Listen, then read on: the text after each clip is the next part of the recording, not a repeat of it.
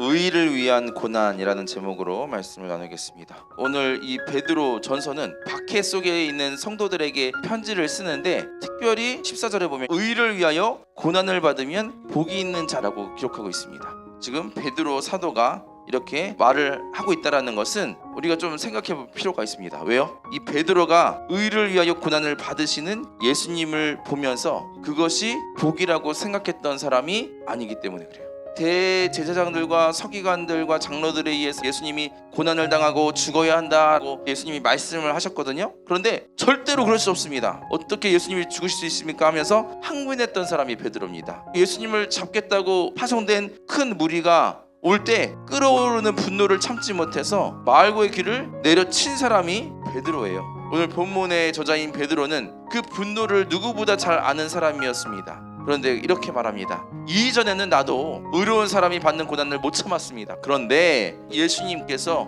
우리에게 본으로 보여주신 삶은 그것이 아니었습니다.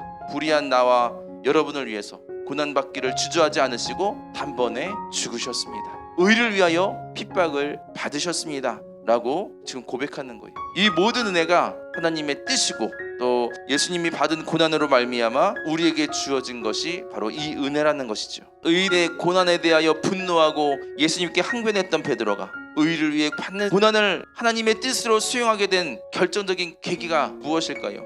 의를 위하여 고난을 받는 것이 우리를 구원하시는 하나님의 뜻이고 방법이라는 것을 예수님을 통해서 절실히 깨달았기 때문에 이러한 고백과 권면, 이 편지를 쓸 수 있게 된 것입니다. 지옥 갈 수밖에 없는 나를 위해서 고난받기를 마다하지 않으셨던 그 예수님의 사랑을 경험했기 때문에 베드로는 예수님의 제자로서 그 다음 세대들 성도들에게 이런 고난은 복이다, 하나님의 뜻으로 수용할 수 있어야 한다 하면서 이 권면의 편지를 쓰고 있습니다. 베드로도 고난과 핍박 가운데서 그 예수님의 복음을 증거하다가 나중에 십자가에 거꾸로 매달려 죽지 않았습니까? 예수님의 길을 따랐던 참 제자의 모습이었음을 우리는 보게 됩니다. 그 십자가의 길을 따르는 자들에게는 의를 위한 이 고난은 필연의 삶이다 라는 것을 말하고 있는 거예요.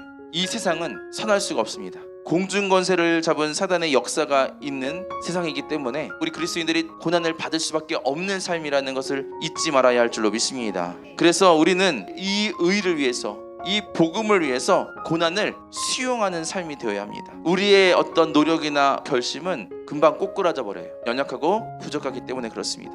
그러나 하나님의 크신 사랑과 그 십자가의 사랑을 묵상하고 본받은 자들은, 또 십자가의 길을 따라 제자의 길을 가기로 작정한 사람들은 흔들리지 않고 묵묵하게 걸어가게 될 줄로 믿습니다. 오늘 한날 저와 여러분에게 예수님의 사랑을 더욱더 받아들일 수 있는 그러한 한날이 되기를 간절히 소망합니다. 그리하여 의를 위한 고난이 필연임을 잊지 말고 그것을 참된 복으로 받아들이고 하나님의 뜻에 가까이 다가가는 그러한 저와 여러분이 되시기를 간절히 축원합니다.